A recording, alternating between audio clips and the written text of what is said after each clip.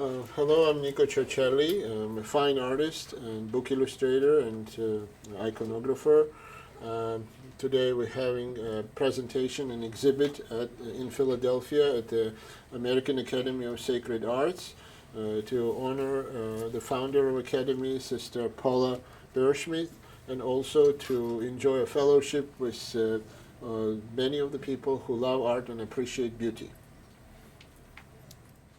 Well, welcome everyone. I'm Bill Mafucci. I'm the interim president of the American Academy of the Sacred Arts.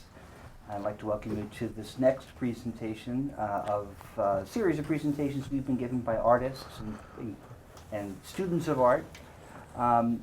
The American Academy was founded in 1993 by Sister Mary Paula Bearschmidt, an IHM nun who was a spectacularly talented artist of her own right. She was the first nun or religious, only religious in the sense of nun, priest, or deacon, to graduate from the Pennsylvania Academy of Fine Arts. I think maybe she still is the only one.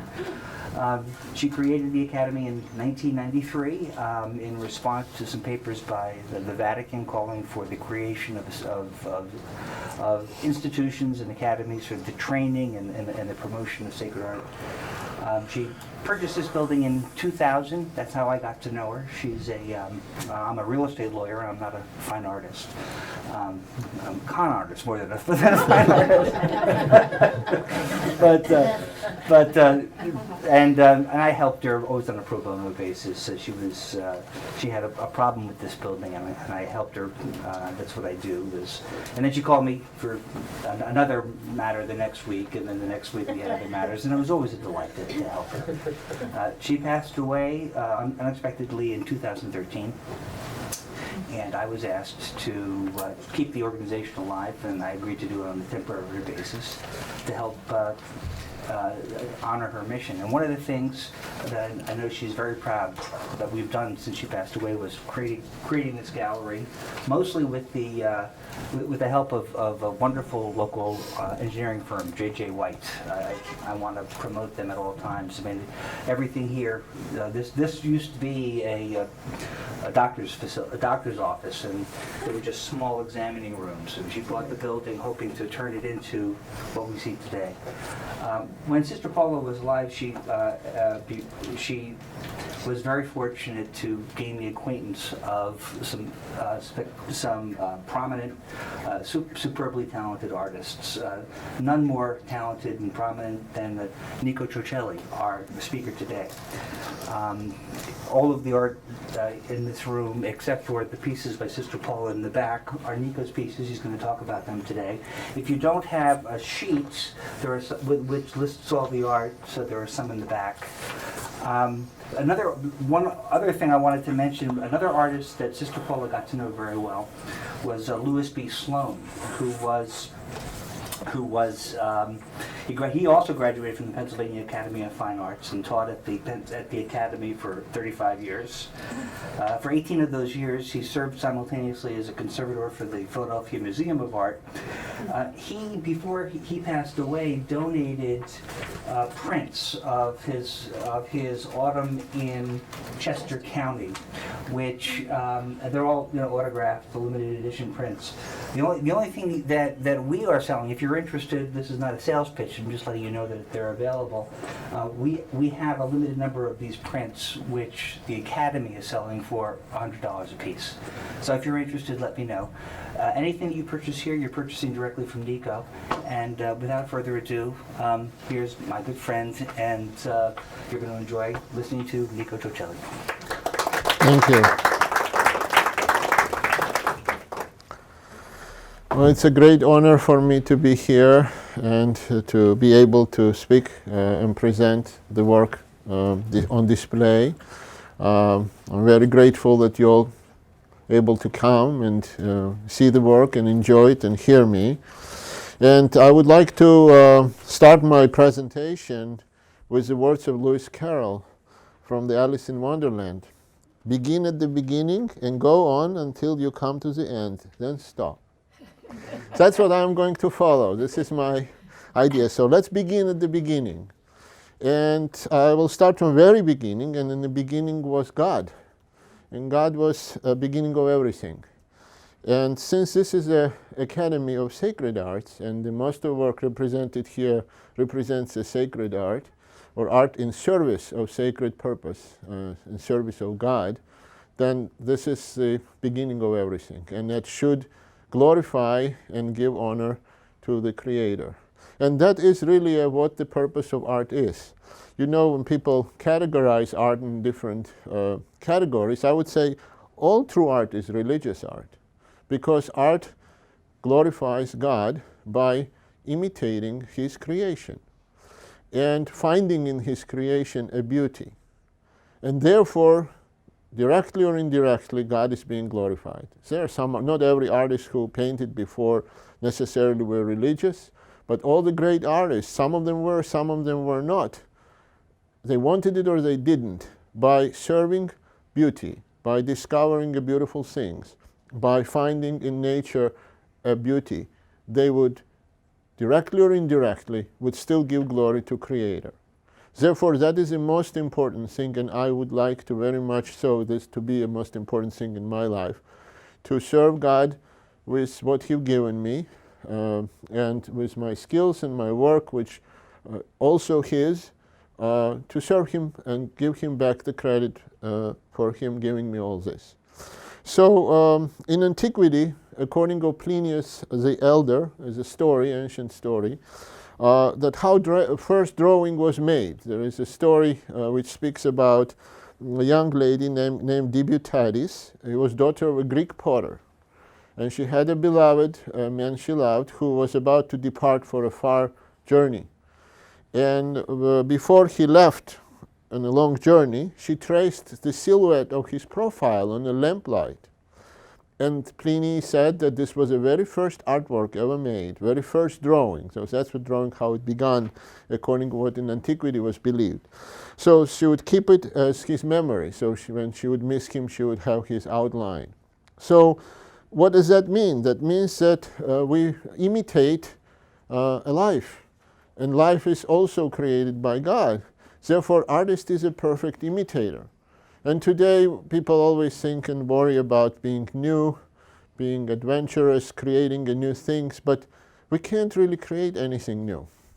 We can't create life forms. Anything we draw, we've seen before. It existed already. Even if a person invents some kind of creature which is never seen before, like a dragon, it still have to use parts of the snake or a lion or a claws of a dog or a tail of a lizard. Those are all things which already been invented.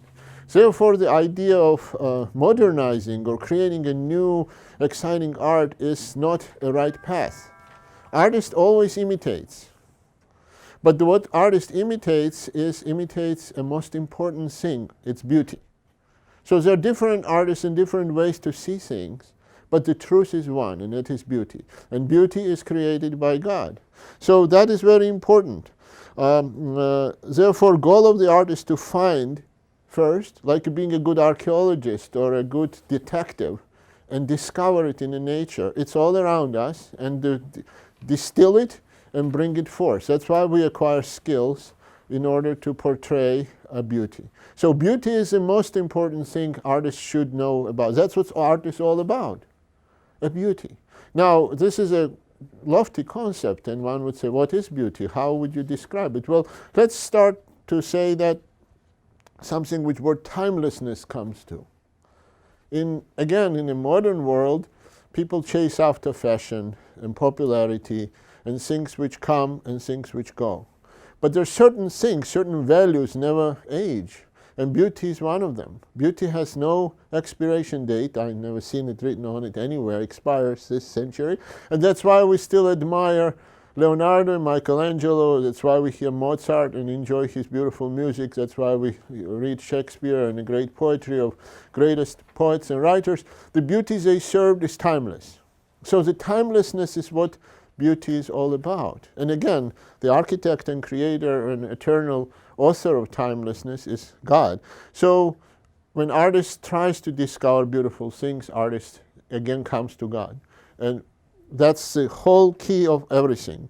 And the great masters, the great artists whom I followed in my studies, and every professional artist in their career should and must follow the tradition, which for thousands of years now had been handing us secrets, knowledge, wisdom, observation. All of those masters who were great and achieved greatness not through the popularity but through their labors and work were humble people. There were people who were hardworking, and there are people who in their writings always emphasized approach like that. So artwork is not something which only entertains. Artwork is something which also have to elevate. So that's what beauty too. Beauties have to change a person who looks at. You know, great masters had this very high standard. For example, if the portraiture would be involved, often the idea was to paint a portrait better than original. So you would say, how could you do this better than a person? Because artist does not just portray what one sees. Artist transforms what one sees. There is a wonderful quote, I would like to quote by Handel, great composer, Friedrich Handel. I should be sorry, my lord, if I have only succeeded in entertaining them. I wish to make them better. That was his quote. So the great art makes people better because it makes them aware again and again about the most important component of God's love is the beauty which he bestowed upon this universe and upon all of us. So artist is the one who goes about to discover it and then to share it. So art is not a monologue, it's a dialogue. And when you again see a lot of modern art nowadays, when artists are very focused on themselves and they try to promote their own vision only, they are having a monologue. They talk to themselves because they do not care whether you understand it or not. But the great art engages a person who looks at it. It is realistic and lifelike because life is created, and it is also emphasizing incarnation because God became a man, he became visible, and his world is visible and tangible, and the beauty is visible and tangible. So great art is a dialogue. It really encourages us to look at things, discover a beauty, and converse. Therefore, that's another mission of an artist, another component of a beauty. Also, it inspires a person towards a reverence, towards a reverence towards things which are special, things which are noble, things which are elevated. It is on our knees that we should study the beautiful, said the great French master Ingres. Or he also is quoted by saying, the secret of beauty must be discovered by way of truth. The ancients did not create, they did not make, they recognized. So the idea of an artist to recognize a beauty is again a beginning of a journey. Now, this is a philosophy which is not necessarily lofty philosophy, it's truth. And the truth is again in the service of a divine. So when a person creates a religious work, or whether a person relates a secular work, as even a still life, even a landscape, when something which has a kernel of beauty, one again gives credit to a creator. So art have to be in the service of beauty, and beauty is timeless. And timelessness means that the sky which we have today, and the trees and the human beings are the same as they were 2,000 years ago. They changed in fashion and clothing and technology, but certain things do not change. Certain values do not age. So the tradition of great art preserved us those things, and it is time proven. You know, I often think, you know, you buy a new car, as soon as you leave a parking lot of the dealership, it's a used car.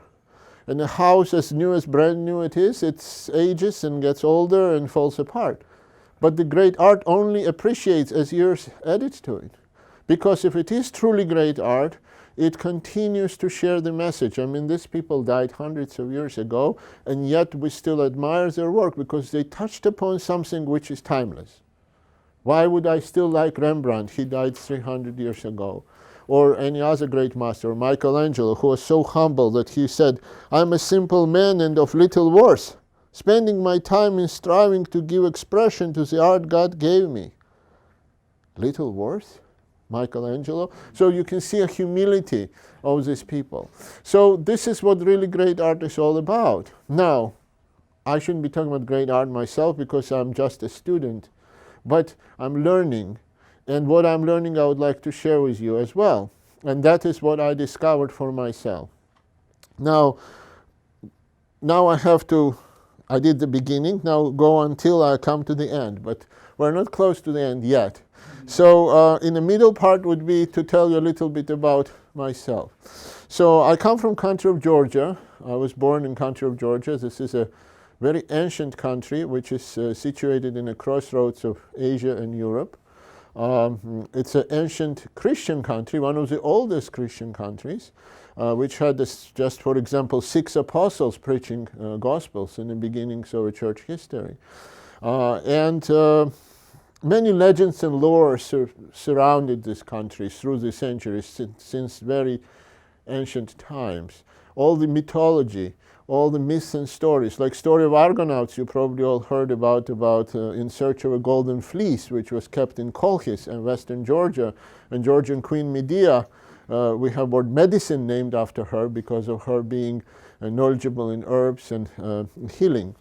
Ancient Greeks greatly were interested in the ancient Georgian country. Why I'm saying all this? Because when you grow up in a country like that, surrounded with legends and stories and beautiful things, you cannot not to be inspired or influenced by it. And of course, being born in a Christian country like that, you cannot not to have a presence of Christianity in your heart. And I happened to be born in times when country was still occupied by communist regime, and church was kind of underground, but the faith existed everywhere. Churches, monasteries, maybe some in ruins, some still standing, everywhere. And what was very important that my mother was a very devoted Christian who would always teach me about God. I'm Orthodox Christian, and it is one of the most precious pearls God given to the mankind. When I was born, when I was very little, and I didn't know much about anything, and my mom would take me to church, and she would stand in front of a beautiful icons, and she would pray and light a candle. I didn't know anything. I knew that I was in a very special place. The smell of incense and the glimmering gold of the candle reflecting in a beautiful visage of sacred images, it all etched in my heart. I didn't know as much in theory, in theology, but it was the theology which you achieve by praying, by loving, by seeing, and by beauty. And beauty was the most important thing present there. And when I grew up and discovered more, all the things, all the puzzle pieces came together. So growing up in Georgia, land of legends, and also land of ancient history and a land of Christianity, which had 2,000 years now, the faith preserved in this country, I could have not to have that influence in my life. And I'm very grateful for that. I'm grateful for my parents who raised me and taught me those things. My mother had a saying, which was an old Georgian proverb, which goes like this: whatever you give is yours, and whatever you keep is lost. And I never understood it when I was a kid. I thought, isn't it kind of other way around? And she was very giving. She was an artist herself, and she would always give. And never wanted to, she never sold the artwork, and she was a very successful artist. Never sold one piece of work. And only later I understood how much joy it is to give. You really, truly retain when you give. And when you hold on to something, it is lost. It's not really yours. And that wisdom was very important for me to be raised and to be surrounded with. So those things are important in the formative years of any human being, and for, I guess, artists is extremely important. Being surrounded by art. My father was classically trained painter, was and is, and he taught me to appreciate and learn about great old masters. So from very beginning I was surrounded with a beautiful art, and I was told that tradition is very important, and I had to first learn it before I would venture anywhere on my own. I learned from very beginning to how important it was to be a part of a tradition, how important it was to learn and study studiously for many, many years, not just days or months, study great masters. And you know, when you study great masters, and great masters we call great old masters, who they're by no means because they were very old people, right? They're masters from the past. The beauty of their work was timeless, but their skills were very hard to attain.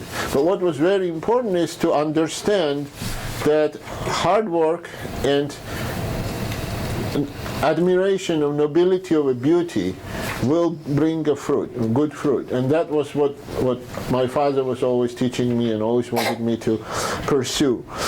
So those were important parts. I mean, I'm concising this, of course, very important elements of my growing up and learning and discovering. But again and again, when only I came to this country and left my home, I realized even 10 and 100 times more how important was what I was given. And of course, my mother was very concerned that I would lose my faith. She didn't want me to lose anything she'd given me so lovingly for all the years. She would send me beautiful images of icons and photographs of churches where she used to take me when I was a kid to remind me, bring me memories. She would draw beautiful Easter cards and she would send them to me and ask me, of course, Niko, give them away. Don't keep any of them. Of course, I didn't listen. I made the laminations and gave them away, but I didn't want my mom's work to be given away, so I kept them. I broke that commandment, but I did give away still the reproductions, and I was so joyful, and she was so happy. She would send me. She would make little crosses like this and send them to me. She would do everything for me to keep my faith alive, even we were separated by ocean. And I realized, being in a big country, how easy it is to lose your faith, to lose your tradition, to lose your connection to what really matters. And I'm very grateful to God that her prayers and her loving reminders kept me on my toes, and I would never stray away. Thank God for that. So I came here in 1995. And first thing for me was to reconnect with my church roots. I needed to have a church. I needed to have my faith to be with me. That was most important thing before anything else. And then I found also a very precious human being, my wife Kristen. And that decided that I would not leave because this became my second home. Of course, there were other circumstances, but this was the most important circumstance. And what a joyful and wonderful discovery that was for me. So my journey began in this country, and I was very blessed by meeting many wonderful people in my beginning first steps I was making. And one of the most precious human beings I met was Sister Paula. I think it might be 1995, 1996. In that time period we met. I was artist in residence at La Salle University Art Museum, which was a most blessed opportunity for me as a classically trained artist to be exposed to a great masters, because the small, beautiful art museum, the college, had been hiding in its basement. If you would like to sometimes to see it, you would be surprised how beautiful it was. It was established by Christian brothers, and Brother Daniel Burke, who was one of the, I think he was the first president and director of the museum, who nurtured our relationship. And I was, say, 1 year artist in residence there. And in that path of my becoming growing roots in this country, Sister Paula came along. I cannot not to say how great advocate for artists this human being was, how tirelessly she fought for artists' rights, and I mean it in every angle of the striving for painter and artist to make a living or make acknowledgement. She was the person who would stand by you and support you with her prayers, with her thoughts, with her actions, and I felt that strength from the very first time I met her. So I'm very, very grateful to her, and I feel very blessed that I am able to speak here in her little temple of art, so to speak, and give her credit, which is great credit needs to be given to her. So my first beginning of my journey in artistic, I guess, accomplishments was the dream I had to illustrate books. I love books. You know how, was it John Adams who was telling his son you always should have a poet in your pocket? You know, you need to read. And reading was something I grew up with. And reading was probably something which inspired me to become an artist, because I would read so many interesting books, fascinating stories. Like James Fenimore Cooper's stories about Indians, about wonderful early times of French-Indian War, periods of American history. When I was a little kid, our little pond in my backyard would be the Delaware River, and behind the trees we would hide with my friend and pretend we were Indians. But those books definitely inspired me. And then I wanted to illustrate them. Some books had pictures, some didn't. So that wouldn't stop me. So I would read Stevenson, or it would be a Kipling, or whatever. All these classics of children's literature and then older works would inspire me.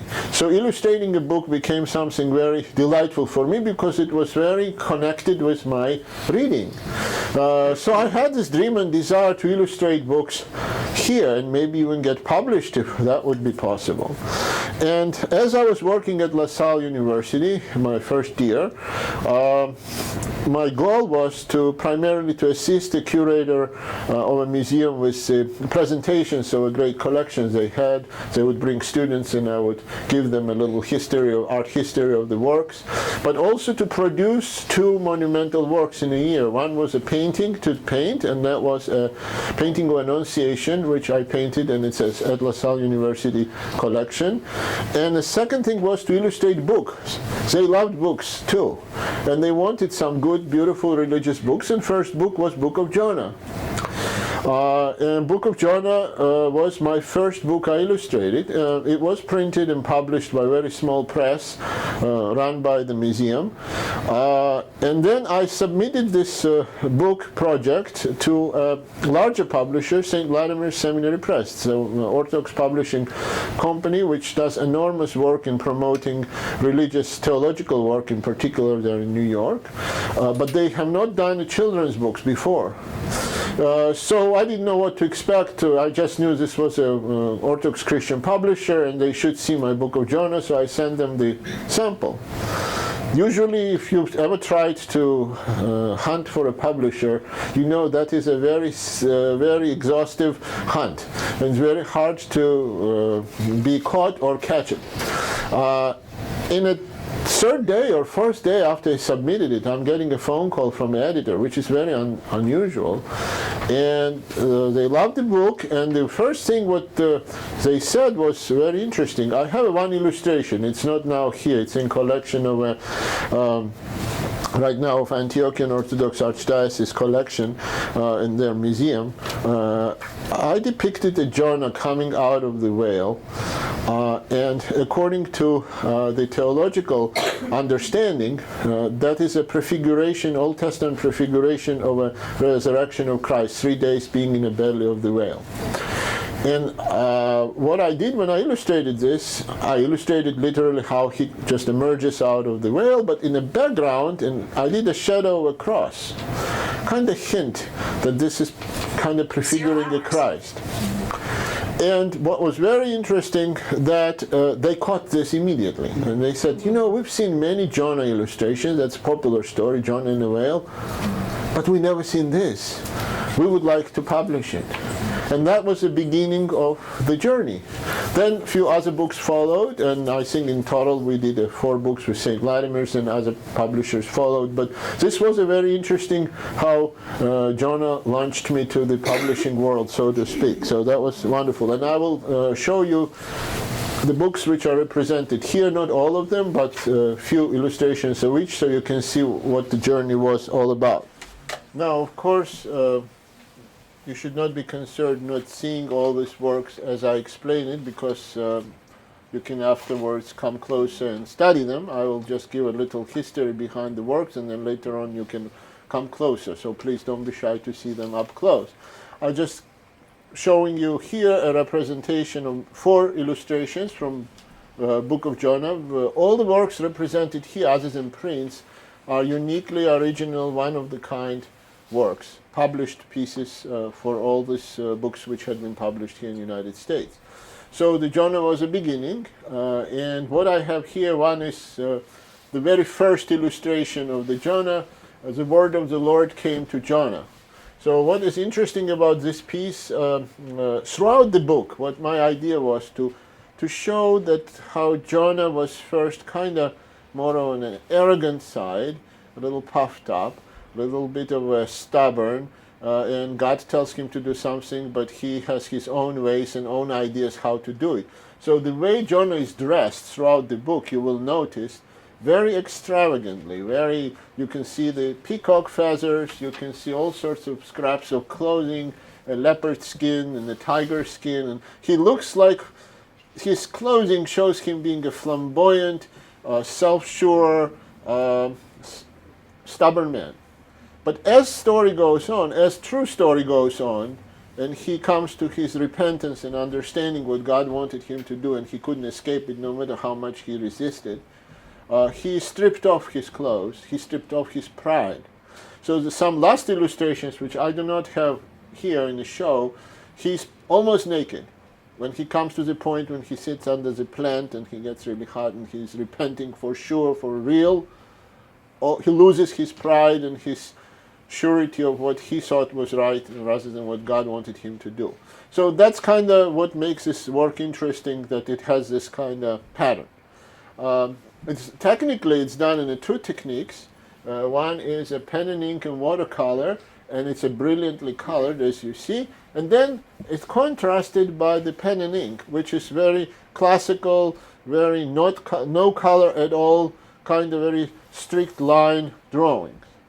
So this was kind of merger, which was interesting, of 2 worlds. So it's very rare now to see, because it's either all color or it's either all black and white.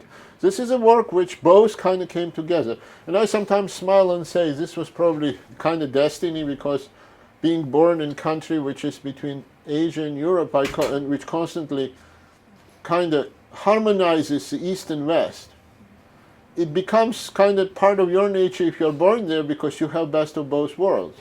And then in my work, and I'll point it out to you too, East and West very friendly, got together and enjoying their friendship and relationship in a way, stylistically, at least stylistically. So you can see the color here, which is very oriental, like a Persian miniature, very brilliant. And then there's very classical, like Rembrandtesque, maybe a pen and ink work. And they coexist, and they're okay together. So very first illustration of Jonah, you can see finger of God telling him, go this way, there. But where's Jonah looking? There. He's not following directions, for sure. And his camel, his transportation, is also pointing to a different road. Even his camel is a little puffed up. He has a very elaborate outfit there. So, of course, those books are done for children, and they are to exercise their imagination and give them food for thought. And often, more you look at those things, more little things you find. I think you have to be a child in order to make children understand you.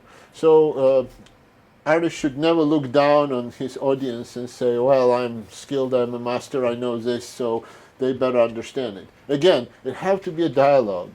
So these works hopefully have a dialogue to a child and have a dialogue to adult, and that was the goal to accomplish.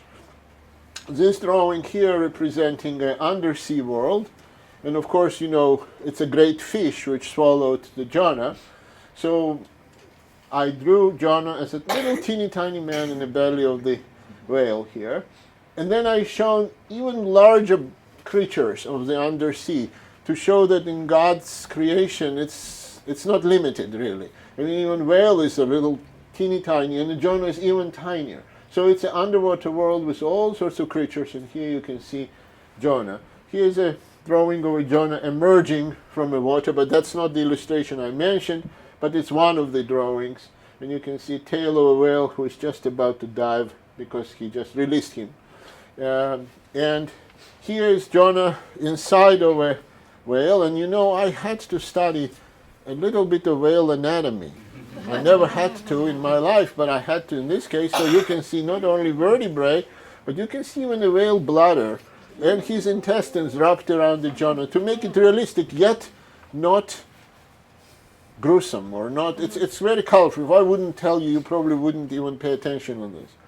And it's all black and white except some of his facial features and a little touch of red and a little touch of pink. And as he is repenting now inside and wondering what's going on with him, the vertebrae is melting into a water, and there's a peaceful waters. Because as you know, as soon as he was swallowed up, the storm which started first abated, and waters calmed down. So it's a very calm, if you look at here, calm waters. Nothing's going on here. And here is Jonah inside of the whale. So those are 4 very important illustrations of the book of Jonah. So this is a book, Prepare Bethlehem, which followed the Jonah. Matter of fact, a few more books followed together. It was also a book of praises, Psalm 148, and Christ in the Old Testament. And we will talk about them, so this is not particular order, but it's one of the books. This is a Christmas book, and it is a feast of the Nativity the way it is being celebrated in the Orthodox Church. And it's the most beautiful poetry and beautiful hymns which are sung through the service. An entire book kind of has this overtone of this lovely words, and I would like to read it to you. What shall we offer you, O Christ, who for our sake has appeared on earth as a man? Every creature which you have made offers your thanks. The angels offer you a song, the heavens their star, the wise men their gifts, the shepherds their wonder. The earth is its cave, the wilderness the manger. And we offer you a Virgin Mother, O pre-eternal God, have mercy on us. It's so beautiful, every word rings so true, and it's so uplifting. So all throughout this book, I wanted to kind of emphasize this. This was kind of key for me to to follow. And those illustrations are significant. First of all, this one is a cover illustration here, and you can see an angel showing shepherds, I would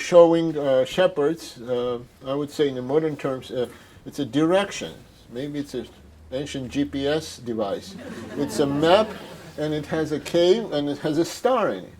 So it's pretty much saying, this is where you're going to go. This is what's going on. If you really carefully pay attention, there is even a shadow of an angel in skies.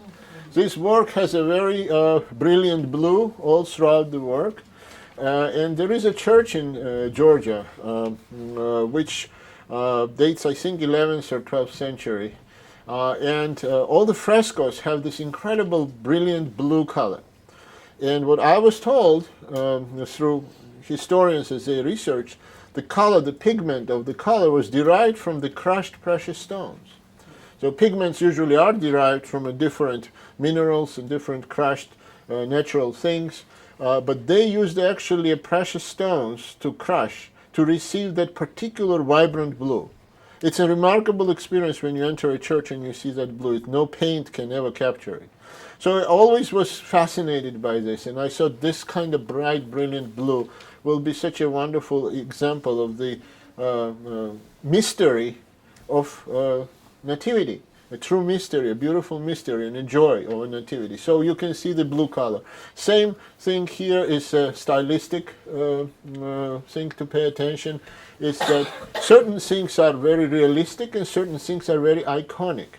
As you know, icon is the art of a church, and it's a mystical, spiritual window to heaven. It's the way it is depicting divine, and allows divine to look at us and allows us to look through those images on the divine. And icons are stylized. They are not realistic, they are not flashy, they are not carnal, but they are spiritual and mystical images. Therefore, for children who are familiar with this kind of imagery in their churches, the images of a Mother of God or a Christ or things divine like angels, I retained that traditional look. But the world which is around them, which is very live-like and tangible, became as is. horse and a camel or even a polar bear you see here. Because those are not icons, they are book illustrations. They are not objects to worship in front, but they are illustrations. But they are carrying images which are familiar and which have a certain hierarchy, that things which are holy and divine have a certain look, and things which are lifelike and daily kind of surrounding have their own look. So here angel is very iconic, but you can see a camel and a horse prefiguring that the Magi are also coming. So it's some kind of procession of the stargazers, which will eventually show up in a story, but right now they're shepherds here. This piece corresponds to these beautiful words, I support you in my arms as a babe, you who supports all creation. First of all, what a profound words. To contain in her womb uncontainable. This is the most remarkable thing. She's supporting God who created her and the world and everything in her arms. And this beautiful exclamation also here is a hint of the crib where Christ would lie, but the crib has a shape of the tomb. So that is prefiguration of his death. Also, he's wrapped in a swaddling cloth, also a prefiguration of that. And along his halo, around his halo, you can see a star. The star which everybody followed as a sign. And also, because he who created all creation, I wanted to give a hint that he didn't only create things which are familiar in the Middle East, you know, would it be a camel or a horse, but all creation, including a polar bear. So there's polar bear, there's African creatures here, the antelope. White is there not only for a child to discover maybe biology or geography, but also to understand that he's creator of all.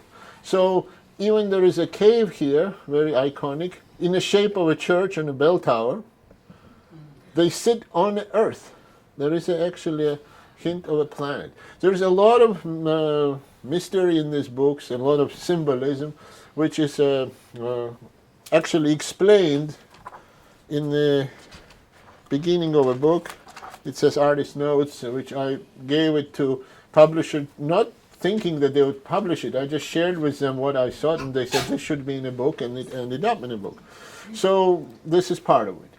And finally, this illustration here, Magi are coming with gifts to worship the king, and that does not really, it needs much of an explanation, except, you know, a very common thing you see in Christmas cards, Magi are always in the camels, and I was always thinking, why in the camel all the time? Why not in elephants? It's much more dramatic and remarkable and majestic and kingly, so here they are on elephants. And you can see them, here's a star, and it's a kind of entryway, and as they enter, they're entering a sacred space, so there stands the guardian angel. So that's symbolizing that. So you can see a little bit about what this book is all about.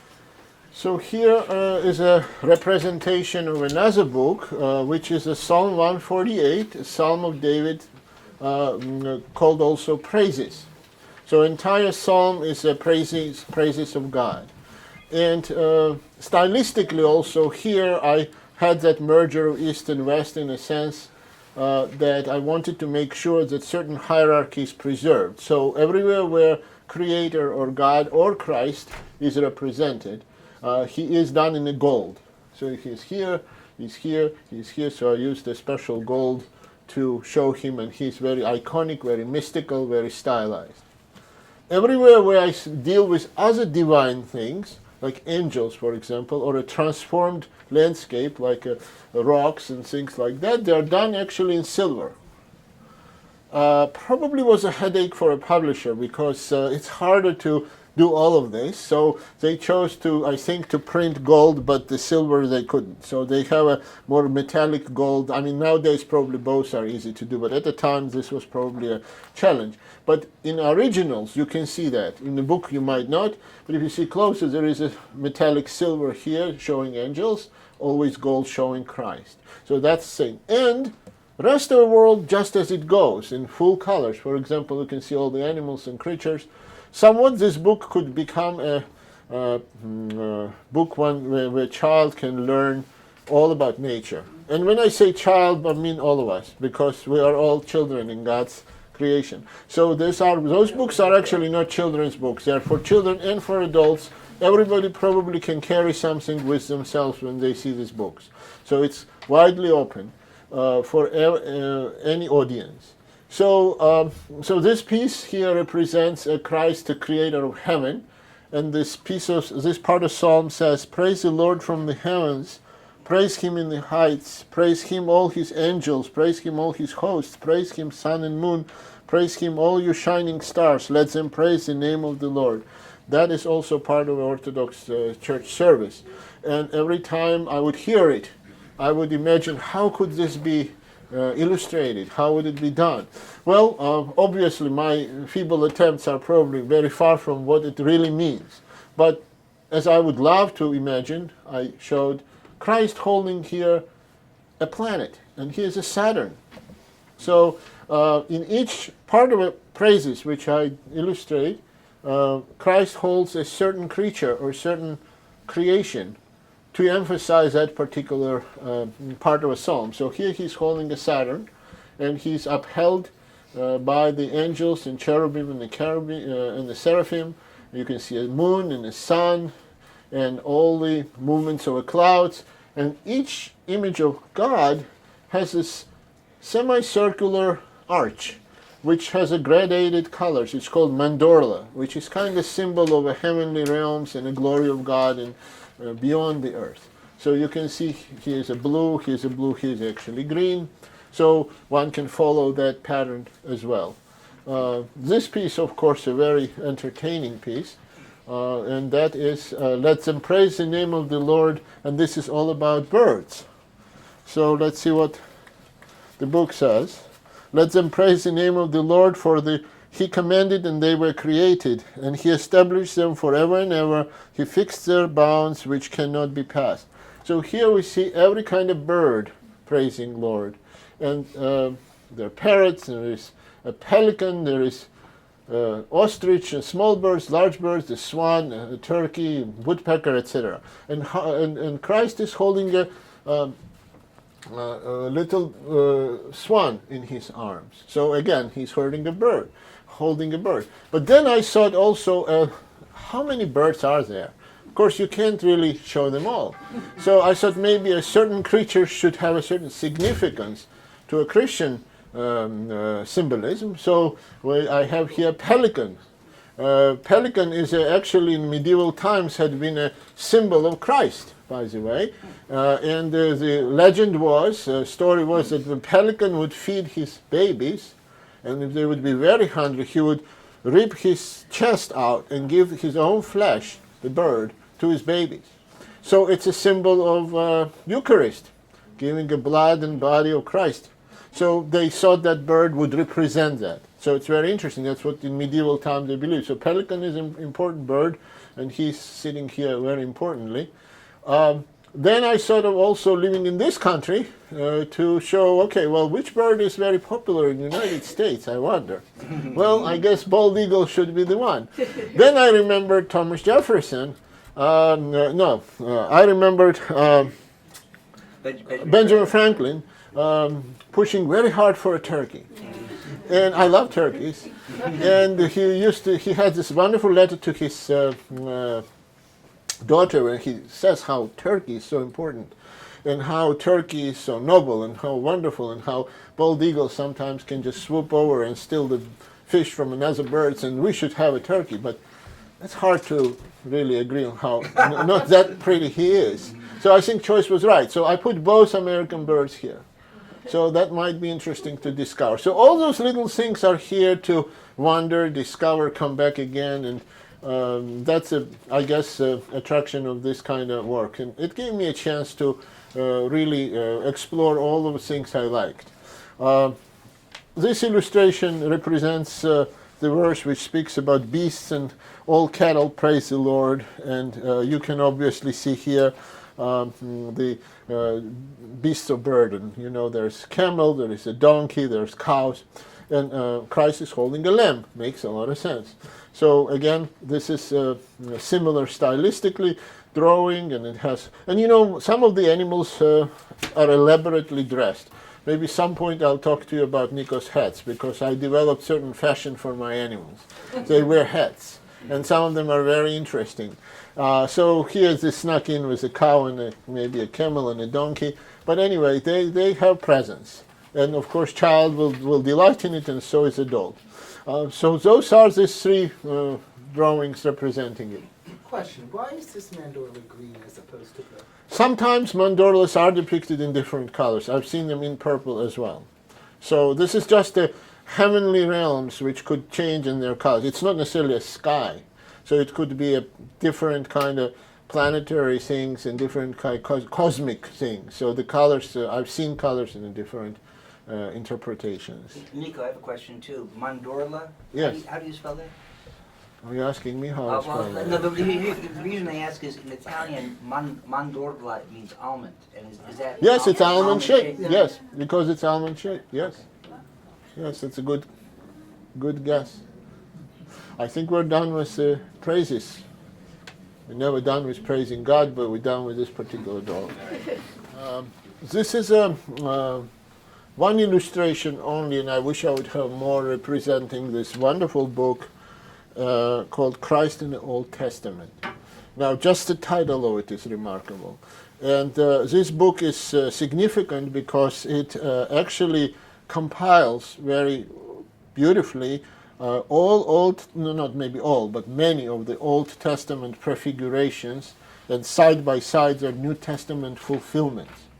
This is a remarkable concept because, you know, often people think of New and Old Testament as two different books. And in this book it shows the unity of a one revelation of God, and how Old Testament prefigured and foreseen and given us ideas and directions and light towards what to come. And this book was compiled by Father Thomas Hopko, a very renowned theologian, and it was one of his favorite works as well, and therefore it's very meaningful to me. So this work was very loaded with theology, and was a lot of opportunities and venues for me as an illustrator to explore. This image represents an Ancient of Days. Now let me read you first a prophecy here. As I looked, thrones were placed, and the one that was Ancient of Days took his seat. His raiment was white as snow, and the hair of his head like pure wool. His throne was fiery flames, its wheels were burning fire. Daniel 7, book 9. In the year that King Uzziah died, I saw the Lord sitting upon a throne, high and lifted up, and his train filled the temple. Above him stood the seraphim. Each had 6 wings. With 2 he covered his face, and with 2 he covered his feet, and with 2 he flew. And one called to another and said, Holy, holy, holy is the Lord of hosts. The whole earth is full of his glory. That's Isaiah. So, as you're guessing and understanding that Ancient of Days is the image of God. Now, we know that we have not seen God in person. We've seen Christ, God, in person, but not God the Father. So because of that, God the Father is not being depicted in the ancient church art commonly, but he is depicted as Ancient of Days. But to make sure that it is pointing to a God we've seen, who was incarnate for us and for our sake, Christ, Jesus, he has in a halo a cross, you see here. Which has the signs of a Christ's halo, Alpha and Omega, I'm beginning, I'm the end, and letter N means Nika in Greek, which means victory. So those are symbols. So without it, it will not be the same thing. So even it is God the Father, yes, it's a God the Son, because whom we can see, whom we've seen as persons. So here it is, Ancient of Days, with the wings of a seraphim and a cherubim, and the figure of here is actually Christ standing in front of him. So don't be confused. It's in there and it's not in there in the same time. So it's a very mysterious piece. And of course, it has a New Testament correlation next to it. A throne stood in heaven with one seated on the throne, and round the throne on each side of the throne are 4 living creatures, each of them with 6 wings, full of eyes all round, and within a day and night they never cease to sing, Holy, holy, holy. It's the Lord God Almighty who was, who is, and who is to come. That's in Book of Revelation. So I just read to you Daniel and Isaiah. It's almost similar verses. So the beauty of this book is to have this connection. But what I did with this book is, as you see, that page next to the actual illustration is illuminated. I wanted to do it in the style of illuminated manuscript. So it by itself became a separate kind of story. Actually, a publisher didn't know about this and didn't ask me to do this, didn't pay me to do this. It was just a certain amount of works to do, like 14 or 15. But I was so excited to do this book, and I thought how boring it would be if the page will be just white. This is so much richness here. So I decided to accompany each particular illustration with a particular illumination. And so every page follows, has an illuminated manuscript, and it's by itself a separate story. And they're creatures which have symbolism in a Christian theology, so by themselves they can teach a lesson, and all have the, here is the sacrifice of Isaac here, and the ram being caught in the branches, and here is a Christ, the perfect sacrifice. So each piece has accompanying symbolism which goes with it. So we only have one drawing here represented, but it's very important drawing, and you can understand why this book is very special. And it was a special idea which Father Thomas Hopko had to compile them, and I had honor to illustrate it for him. You now, for now, you already see how much I like animals and birds. And when we move into this side of the wall, you'll see some of the more of a fantasy part, if you are still not too tired to hear me. Okay. Because what is interesting that there is this thing called Publishers Weekly, and they attached the little description to some of my books, and I think they caught something which made me smile, and it is cute the way they wrote it. And Publishers Weekly is a serious critical evaluation of books. So for them to put a small publisher like St. Vladimir's and our book in there under their radar was good. But look what they wrote about the book. The illustrations are highly original. Niko Chocheli mixes Eastern Orthodox icons, apocalyptic beasts, and scenes reminiscent of El Greco with the occasional fuzzy kitten.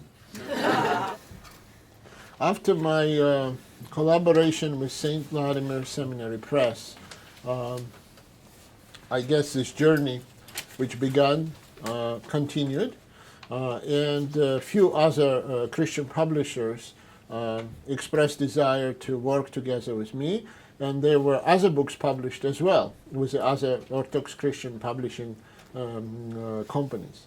And again, when I say that this does not limit these books just for a particular angle, they are beloved for many people, not just for even Christians, but their children love these books. They're popular. They've been popular in England, in New Zealand, in English-speaking countries, in Canada. And not only by Orthodox children, but also for Catholic children, for Protestant children, because they're Christian books. Those were just wonderful publishers who took up this adventure together with me, and we have those books available now for everybody to share and enjoy. And therefore, time came when I was introduced to a very special writer, the lady from Cyprus, island of Cyprus, Chrissy Hart, who was writing children's books. And she wrote a couple of books for children, and she wanted me to look into it and maybe to illustrate. And we collaborated together, and we did 2 books. And one of them is this particular book called the Hermit, the Icon, and the Emperor.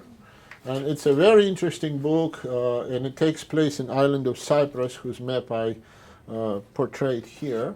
It later was published in Greece as well by Akritas Publishing Company. I have one copy for you to see. It's in the Greek language. So the Chrissy Hart was a writer and I was an illustrator, and this is a story of a beautiful icon of Mother of God, which was kept in Constantinople and supposedly was painted by Apostle Luke himself. As you know, Apostle Luke was not just only a gospel writer, not even only just a doctor, but he was also an artist. Not many people know this, or iconographer. And you know, in olden times, in the medieval times even, professionals like artists, for example, had guilds. There were corporations or associations where artists would be protected and they would have a guild built by them. Then many artists had a guild. Well, guess what the artists' guilds were called? Who was their patron saint? Saint Luke. So artists' guilds always were Saint Luke, and artists like Rembrandt would it be, or Rubens, or all, they would all have those kind of artists' guilds to be associated with. And guess who else was the Saint Luke protector of? Was the medical profession, doctors. So doctors and artists had the same patron saint, Saint Luke. And it makes sense because both pharmacists and doctors mix things, you know, medicine, or it would be a paints. But anyway, Saint Luke was and is a patron saint for them. I know maybe our Saint Luke hospital chain here also named after Saint Luke. But in general, Saint Luke was an artist.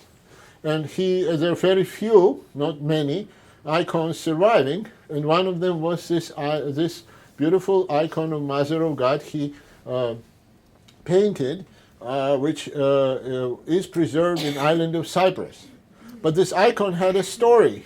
It was first kept in Constantinople, and through miraculous chain of events, it was returned back to Cyprus, and it is in Cyprus now. So I won't maybe divulge the entire story. You should read it if you want to. It's a very interesting adventure here. But this icon makes it to Cyprus from Constantinople through a chain of events. So this is a story. And there's two images here, and I believe we have print one of the images available.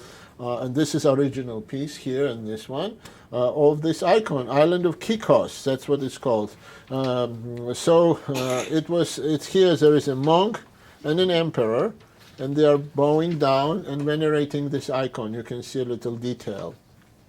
And here you can also see not only Mother of God and baby Christ, baby Jesus, but you also see boats, because this icon also was considered a protectress of sailors. So you can see anybody who would sail in the high seas, they would have that as their protection. So there are a few boats, and I've seen an image actually of this icon in a church in Cyprus where they have a model of a ship hanging right in front of it.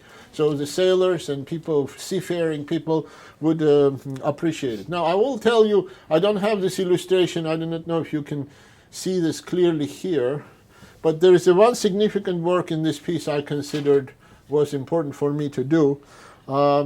If you recall, a story of in Greek mythology, we all heard of Venice, the goddess of love, and the story goes that Venice was born in foams. You've seen it, Botticelli's paintings coming out of a seashell with the sea foam, and that occurred in the island of Cyprus. So Cyprus was associated in pagan times, in antiquity, as the land of birth of Venice. But that was not really a lady Cypriots really respect the most. When Cyprus became Christian country, for Cyprus the most important woman in the world was Virgin Mary. And therefore Virgin Mary took precedence over the pagan beliefs, and she is the one which is venerated greatly for Cyprus. You know, there is a story that actually Mary visited Cyprus when she wanted to go to see Lazarus, that Lazarus Christ resurrected, who actually became a bishop in island of Cyprus. And it was a storm in the waters, and the boat had to stop. and they came to this island, which is now Mount Athos, the holy island, where it's all covered with monasteries. And she stepped on that land, and it became her garden and her protection. Then she continued her journey and went to island of Cyprus. So she became that protection and a special meaning for Cypriot people. And therefore, if you see a very ancient maps of Cyprus, you always see a seashell carried on by swans or some creatures and foam, and you see a Venice.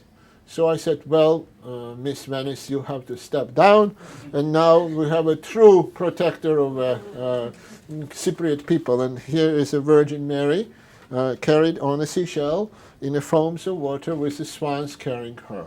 So that's the significance of this map. So this map kind of became meaningful because it replaced something with something better, something more beautiful, even undescribably more beautiful. So this is what makes this book interesting, and I would like you to, of course, explore it if you have a chance. This 6 illustrations represent the legend of a cross, another collaboration with Chrissy Hart, which we just discussed, this book. And now this is another book which she compiled based on stories which Church preserved in its tradition about the history of a cross, tree of the cross. As we know only, or often we know or hear about the final destination of a very special tree which became a cross for the crucified Lord. But entire Old Testament has an unbroken chain of events which led to actually from beginning of this tree growing all the way from Old Testament becoming a cross of Christ. So nothing is accidental and nothing is just passing. So it has a deep history. So there are several historical accounts, several stories which were preserved in the Christian tradition.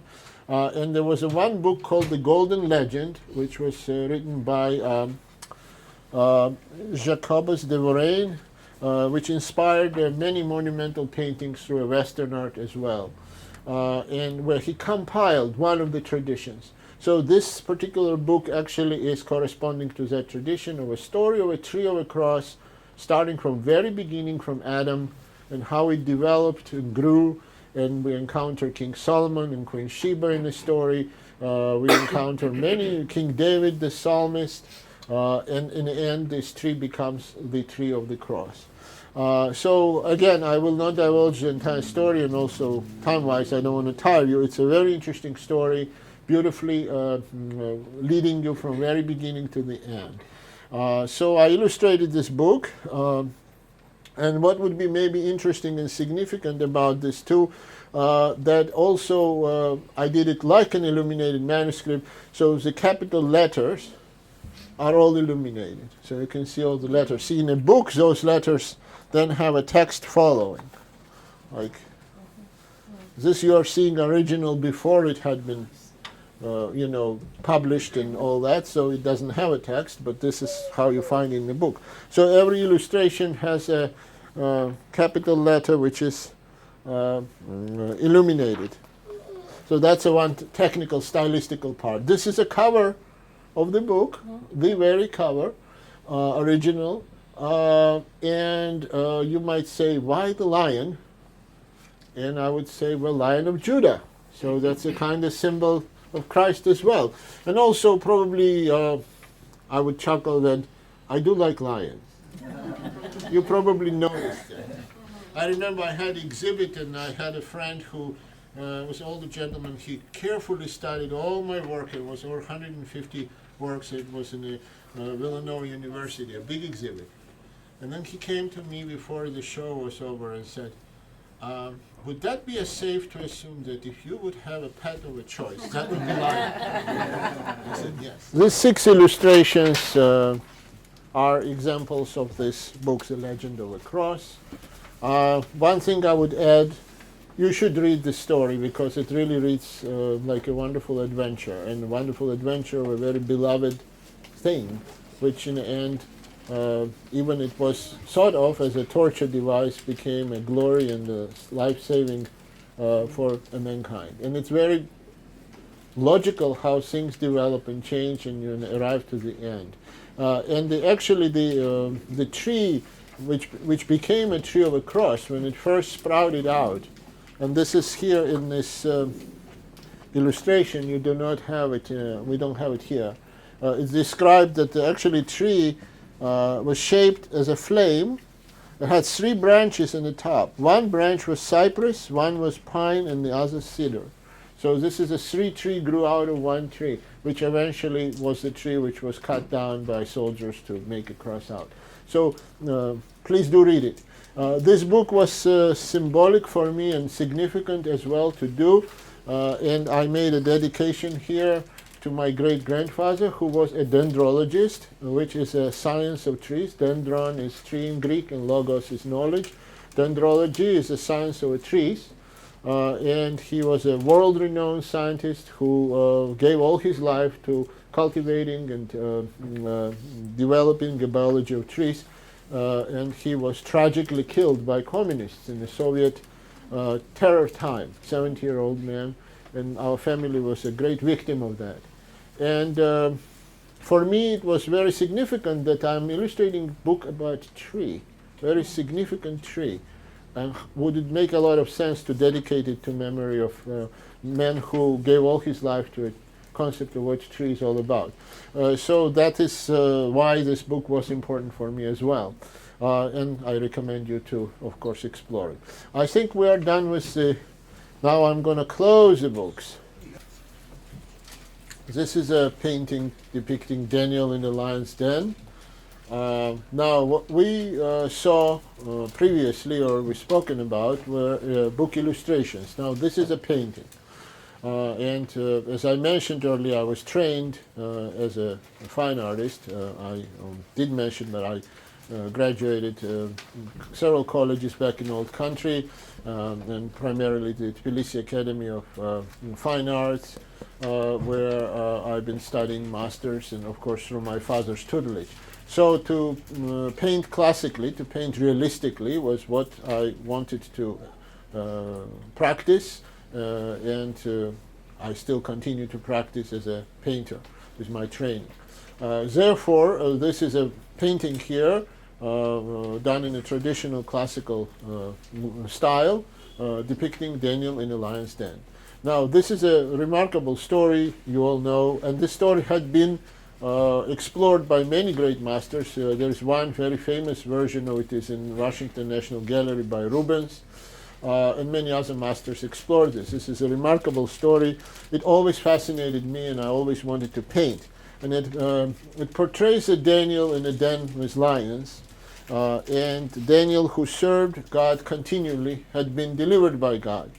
And what is interesting here, it's a dark den, and you know this story. And you know that, and what was very interesting for me to show all these lions in the different stages of their existence in a way, but none of them are harming him. And Daniel is kind of vulnerable. He's kind of back to us, and that is a unique kind of compositional decision, because most of the paintings I've seen by masters, he's facing us. But I wanted him to face God. I wanted him to actually face divine, and with a ray of light coming from this narrow opening of the den, God is sending his protections, as God's presence is here. And this is also, there's a wonderful Greek word, synergia, which means synergy, as we understand, the perfect cooperation of a man and God. And we can see that in here. That's what's very significant about this. Like we have synergy with our filmmaker and you, that we cooperate very nicely and smoothly. So we see that cooperation of divine and earthly. And here's a Daniel completely vulnerable, completely alone in a dark den with deadly beasts. But he knows and he trusts God, and he knows that he will not be harmed. And of course, I spent many hours and maybe months and a long time in zoological gardens studying wildlife, and I studied lions as well. And I wanted to show here different stages of their moods in a way to make it more realistic and believable. So you can see a yawning lion. He's bored, he's not interested. You can see two philosophically thoughtful lions who are just thinking about what a life it is. We can't even touch him. One is asleep, he knows he can't do anything. One is roaring, sensing a presence. And the lioness is prowling around. And I had to show a skull to indicate that this is not a zoo. It's not a circus. It's a deadly place. And he would be dead if not his strong face of God and not God's mercy upon him. So this is kind of all these elements of this painting. Of course, painting like this probably needs some distance, so I'm glad that you can see from a little bit farther away. But you can also come closer and see a very meticulous workmanship here, developing different rocks and different passageways and darks and lights, which has this technique called chiaroscuro, which was developed during Italian Baroque. And this technique is also being played out here. If you are connected to tradition, you don't ever cut the umbilical cord, so to speak. You're always connected with the tradition. So when you paint in style of great masters, you are with them in a way, in spirit. And I wanted to convey that this is an unbroken chain, not because of me who did it, but because the fact that their work is not over, and their demand for their work in realism and classical interpretation and treatment of a subject, or a so-called historical painting or a religious painting, did not die out. Even we live in the modern times, and the times changed and the tastes changed, but if you remember how I started my conversation, the principles of timelessness of what beauty is all about do not change. And I want to preserve in my painting, in my work, a tradition which is unchangeable, which is based on a very firm foundation. The foundation is truth and beauty, which leads to God. And then that is unshakable. So if you build on it, you know that you have a foundation. How you build it, individual artists are all different. That's the beauty of it. So originality is never really lost if you connect with a tradition. It's your way of seeing which is eternal is what's different. But you connect to something which already exists. So it's our response is what makes us different and original. That's why Corot is different than Rubens is different than Botticelli is different than Manet. But they all serve the same purpose. It's just their vision of this beauty varies. And that's what the richness of God's gift is, that he gives everybody unique expression and yet gives them a foundation which is unshakable. If one acknowledges this, then one knows that you're riding the right train in the right direction. You don't have to get off. So I wanted to stay on that train, and I want to continue to go where, as Lewis Carroll said, go all the way to the end, and then stop. And then we'll see what will happen beyond that. But this is a significant painting for those reasons, for me at least. Now, earlier in my career, I did another Daniel. It is present in this exhibit. So, but this is another Daniel version, and this is done more into a similar style as if I would have done it in a book. So that is a painting, and this is a kind of illustrative, but also a painting, really. And the one thing I want to emphasize, I am not trained as an illustrator. I've always been trained as a fine artist. So when I illustrate the books, I really create a painting. Because my illustrations, as you see, if they were taken out of context, they still have their life of their own. Usually illustration is dependent a lot to a text. You say something, then you do a picture of what it says. But because it's so loaded with symbolism and stories unfolding continuously, those pictures are pictures themselves. So they could be viewed as paintings on their own right. Therefore, a technique may be different. It's pen and ink, here's acrylic, there's oil, there is this, there is that. But the idea of a fine art, piece of fine art is the same. So this is the same way. It's independent painting. It's not illustrating anything except it's conveying a story of a Daniel from the Old Testament. And here, in this piece, what I would say was significant stylistically, the animals, the lions, are done realistically as I would have done it as a real-life studies. But the Daniel done as an icon of a Daniel. So he has a very mysterious, mystical, very elevated, very heavenly features. It's a very spiritual piece by itself because it has a prototype which goes back to centuries, which the icons would convey. So it is done as a holy prophet here. but the life around him is life the way we're seeing it tangibly. And also it's very interesting, in the center behind Daniel there is a cross. So it's ever reminding us who is in charge. So you can see that. Then there is a tiny bridge over the den where you can see a little man. And those are little men I often draw. I was 4 years old when I started it. And there's little men in the different kind of oriental outfits running around, chasing each other with swords, with spears, with feathers. They're all over my fantasy works. You probably see some over there.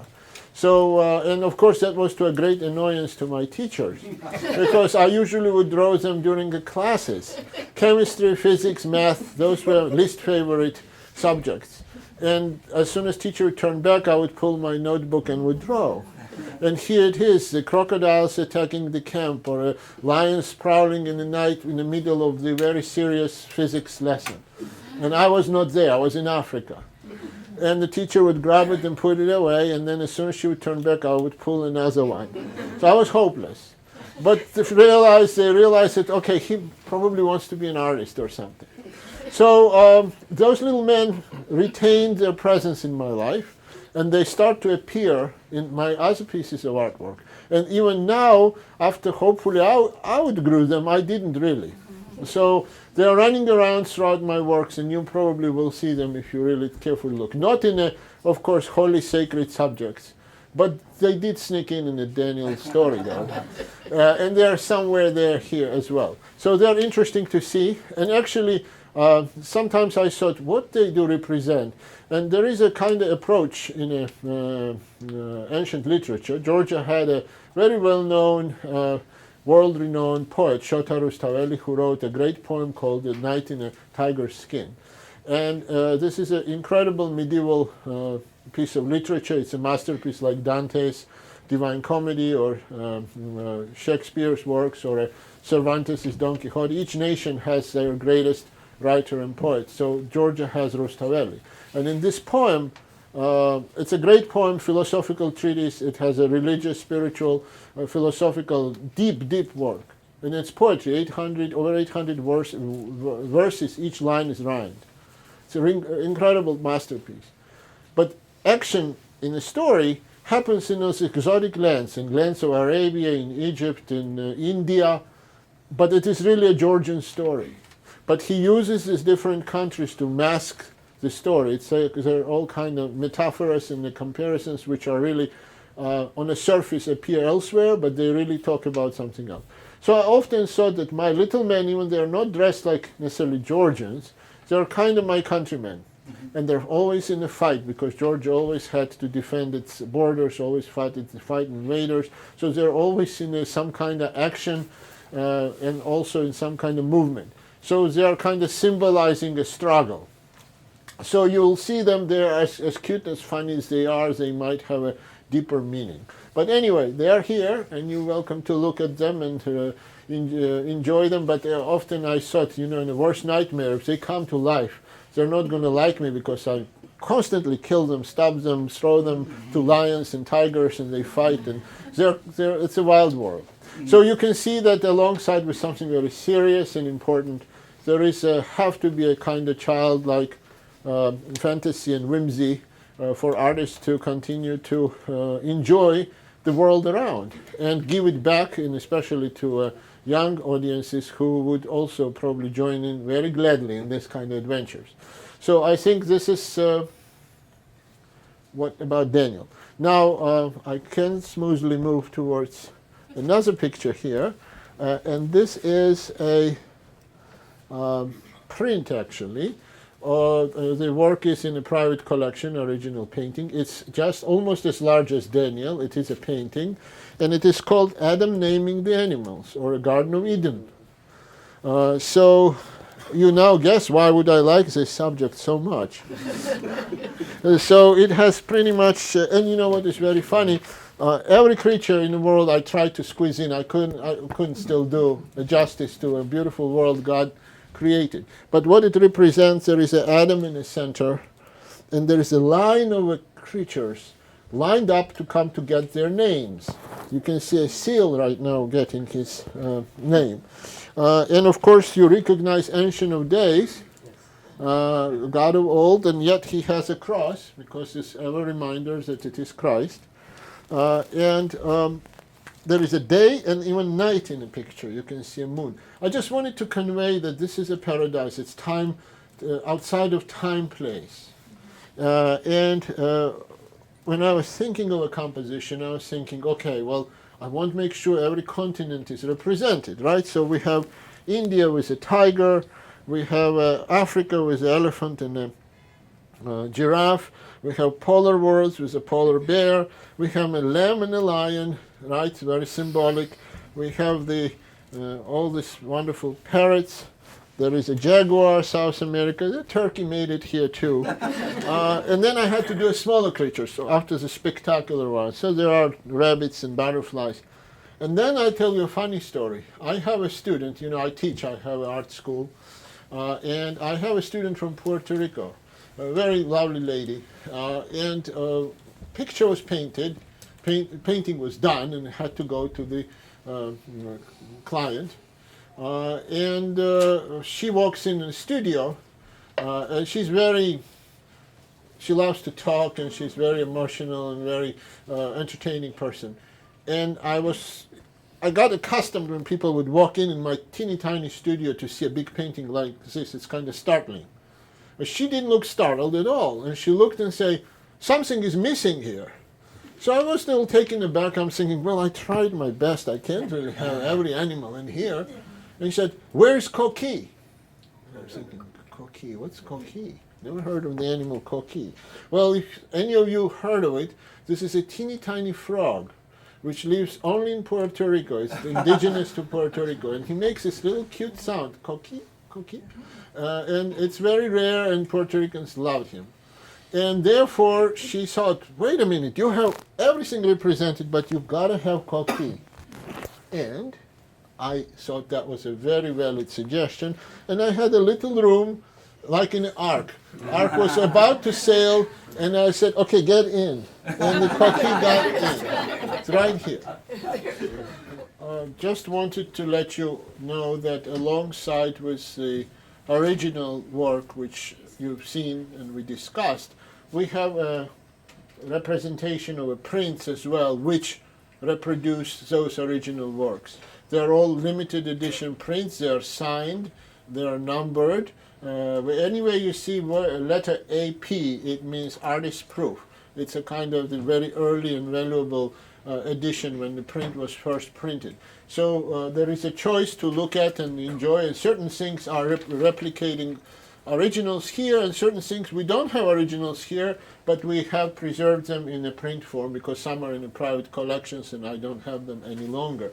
So you definitely take time to look at some of the prints and enjoy, and a lot of those prints, especially the lion here, has a little man running around.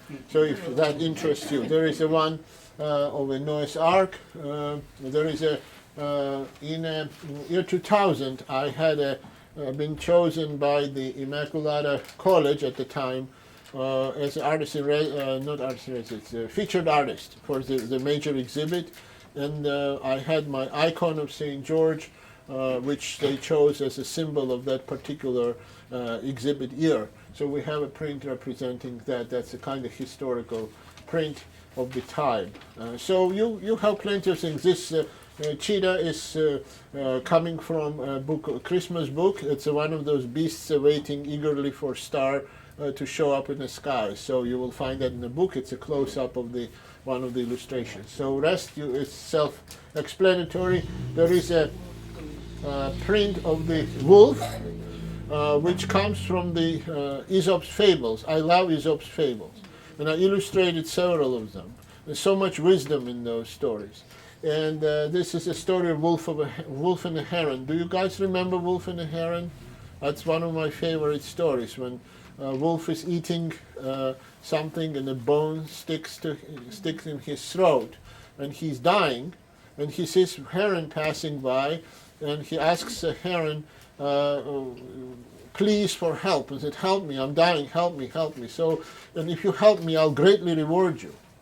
Well, Heron felt sorry for the wolf and put his beak down in the throat of the wolf and pulled the bone.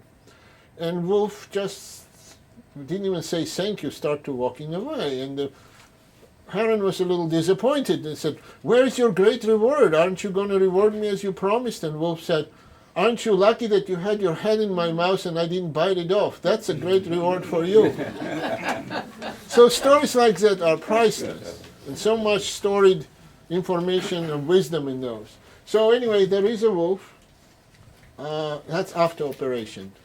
And he has those Niko's heads. So if you look at his heads, you would wonder why this wolf has a head. But if you remove the head, he'll be just a wolf.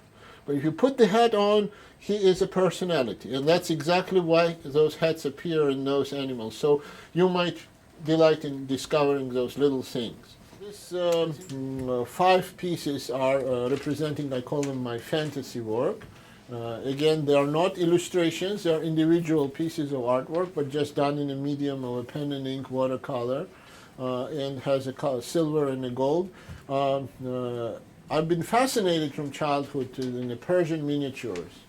I also was fascinated with 1001 Nights, the stories, Arabian Nights. So that fascination did not disappear. And when I started to do my fantasy work, I incorporated that kind of touch of an exotic.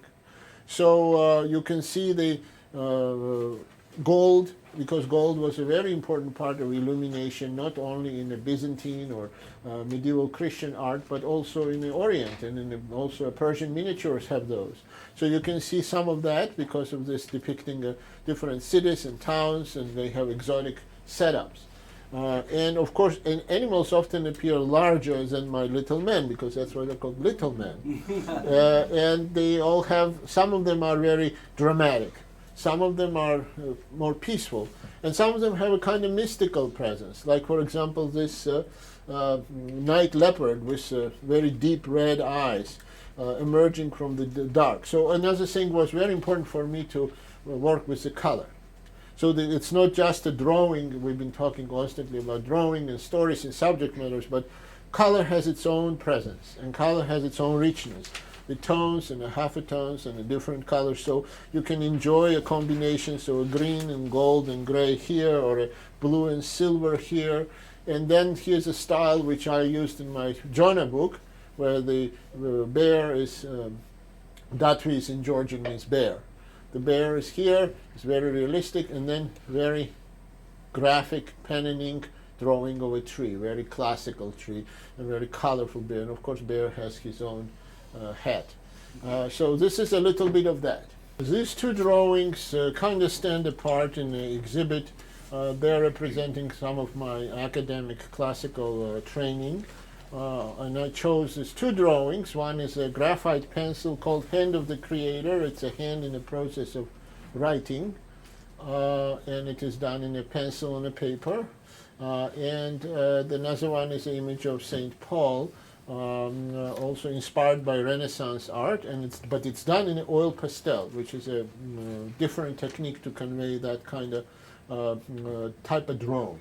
So as I mentioned earlier, classical academic training was very important for me, to study from great old masters, especially Renaissance masters like Raphael, Leonardo, Michelangelo. So you could always see their presence in my life, not only in being inspired by them, but their techniques, their approach, their philosophy. So behind the whimsy, behind the kind of joyful little things, there is always something which is a little bit more serious. And serious not in a negative or bookish sense, but the serious in the sense of something which requires study, contemplation, many hours of learning, and connecting again with the tradition. So those are kind of connecting us to the tradition. So you'll notice also a pattern, then without this, none of this would exist. So a person can have a very, heart aflamed with inspirations and joys and desires to do something. But if there is no foundation, again and again, it will just remain as a dreamer or a fantasizing. So one have to have that in order to have a tool in order to convey what one wants. And this is what that kind of tool, the knowledge is given to us. And that is absolute. That's why I always teach my students this, because you cannot do just what you want to do without being completely well versed. You learn the grammar and you learn the language in order to compose a beautiful poem. You can't just write a beautiful poem. You need to first know letters, your primer, ABC. This is ABC. Of course, it's more than ABC now, but in general, this is what the foundation is. So I would always stress that foundation is everything for artists, which we build on our work. So this is a little bit of that. Now from classical back to whimsical again. Now we are near the end of the journey. Mr. Carroll will be very happy to know that I made it to the end. So here we are, the four pieces done on a very old wood. Pieces done on old wood. This is a pure fantasy. And what fascinated me, that sometimes when you see object, which by itself has so much character, you feel like you can see something in it. You know, Leonardo, the great Leonardo, used to always say that if you look at an old moldering wall, if you're really careful to look at it, you can see a battle, you can see cities, you can see bridges, you can see water. So if you have a really imaginative mind, you can discover in the spots and the dots a whole kingdom. Sometimes when I would see, imagine nothing painted on this, those were just the scraps. I had my long ago a studio over the carpenter shop, old carpenter shop, and when carpenter left, he left all sorts of very old scraps of wood. But I looked at them not as scraps of wood, but as something which could inspire something else, because I saw images already there. There is a story that somebody asked Michelangelo once, how do you conceive those beautiful statues out of marble when you have this just a block of marble, it's just a box, there's nothing. How do you turn that into this beautiful divine statues? And Michelangelo said, well, I don't do anything really. It's all inside. All I do, I chip off extra parts, and what's in there, it comes out. So he saw this in there. So idea of seeing something in something which is not obvious, it's very important also for an artist to look at something and actually being, as I said, archaeologist or an inquisitive mind and discover it and dig in, and then you find and you'll be amply rewarded. Those wood pieces were just wood pieces. But I guess I saw a horn and turned that into a wise man. You know, actually, if you've seen Michelangelo's statue of Moses, if you recall, a beautiful sculpture, notice he has little horns. You probably have wondered, like, why horns? What's a strange thing? It's Moses. Why is he having horns? Well, horns were also a symbol of wisdom. So they would depict the horn as a symbol of wisdom. So this is a symbol of wisdom. This is a wise man, per se. And of course, there is a little creatures here. I had a series of birds of New York, and this was one of the falcons I did. And of course, why would I do lion? And then there is, this is actually, credit goes to Mr. Otto Zeman right here in the audience.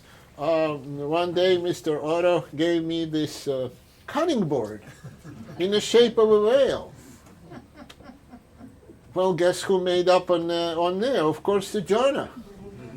And here's the Jonah, and and you can see the whale with a little eye in here. So it means that we can sometimes see things, and sometimes we have to use our imagination, and sometimes we have to just trust that. So there is another story I recently remember talking about Michelangelo. Sometimes, of course, artists have to stick to their gut feeling and preserve and intact his principles and beliefs, because art is such a thing that if you're doing the right thing, you have to always try to preserve it and protect it, and it's not all often understood. There is a story when Michelangelo finished his David statue, a beautiful statue of David, which was commissioned by Florentine government, and there was this gentleman named Soderini who was the head of that. He came to receive the finished product. And the funny story is that how could you criticize or critique Michelangelo? I mean, it was divine statue, it was beautiful, it didn't need anything. But the Soderini felt that he had to say something in order to appear that, well, we commissioned you and, you do a little bit to look good. So but he couldn't find anything wrong with the David, didn't know what to say, he wasn't competent to say. But finally he thought, okay, I think nose is a little too long, he told Michelangelo. Well, if you just fix this, we will receive this. We are very happy, it's beautiful statue, we'll take this statue in. But as long as you fix this. He felt good about saying that. Of course, Michelangelo knew that his nose didn't need anything to be done, but he didn't want to hurt the feeling of the man or stall the commission. So he said, no problem, I'll take care of it. So Michelangelo took a ladder, and the David statue is really large, as you recall. So you need a ladder to climb up to get closer to face. So he got up there, he grabbed the chisel and the hammer, whatever tools, and secretly he picked up a little bit of a marble dust from his, of course, dusty area.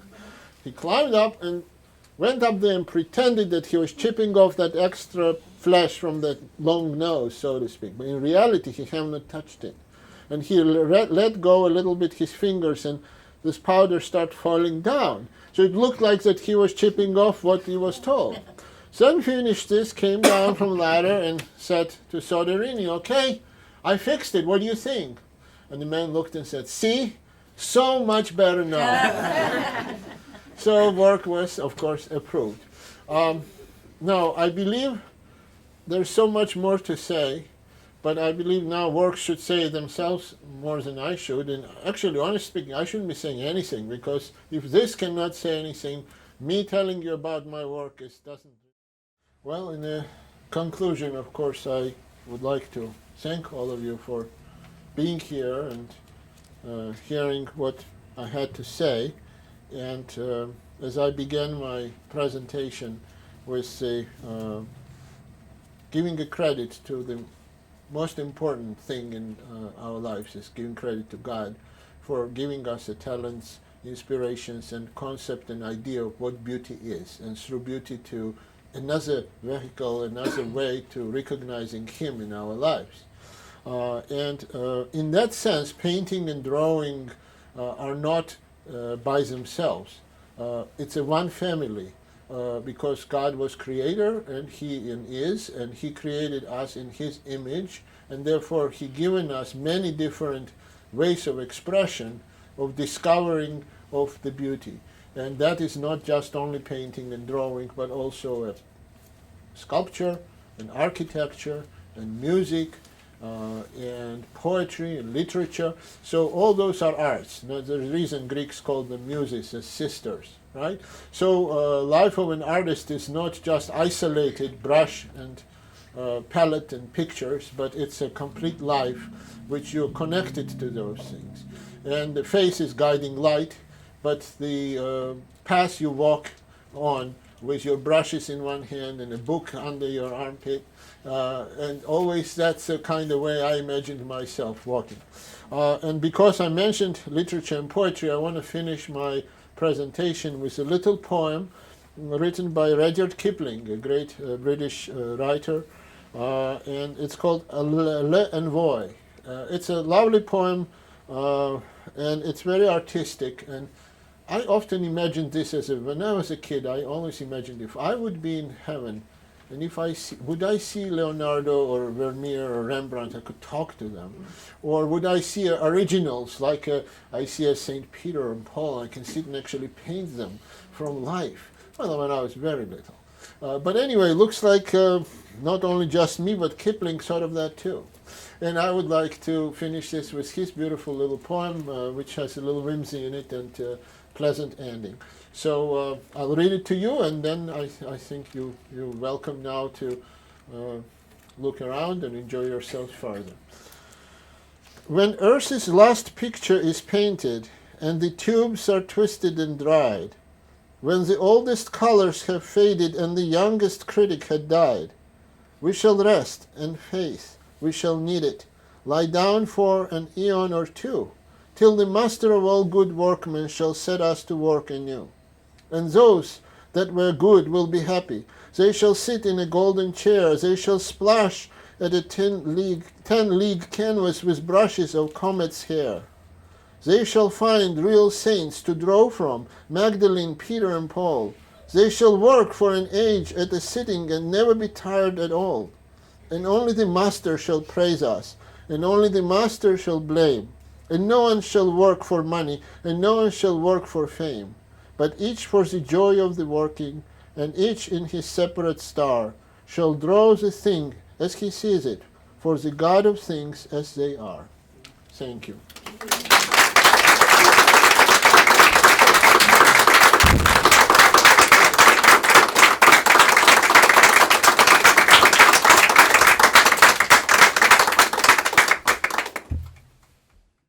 I just want to say what a wonderful presentation we all just listened to by Niko Chocheli. Sister Paula was my sister. She was a very good friend of Niko's, and he did such a magnificent job. I am so glad that the people in Philadelphia have been exposed to this kind of art and sacred art, and I'm hoping that in the future we can get to see much more of his work. I do own one of his pieces, and I'm hoping to buy another piece today. I can't think of anybody that could not enjoy some of one or other kind of his art. And I'm just very grateful to him. I'm very grateful to Bill Mafucci, who has been wonderful being the acting president of the board. And it's just been a great day here in South Philadelphia. I just want to thank Niko Chocheli for his beautiful work and beautiful explanation of all the pictures in his books and the paintings he's done. And I learned a lot from him, and I appreciate it, and I recommend all his books and pictures and paintings that he's done. It's beautiful work. So I just want to thank him very much. There is one very important person I wanted to also acknowledge and should receive a great credit is Mr. Bill Mafucci. Without him, this would have not happened. And I'm so grateful that he's holding a torch, very brightly lit, passed on from Sister Paula, and he carries it in and gives the support to all the artists and all the creative people to exist, to continue to paint and work and glorify God, which the way she would have wanted. And thank you, Bill, for making this happen.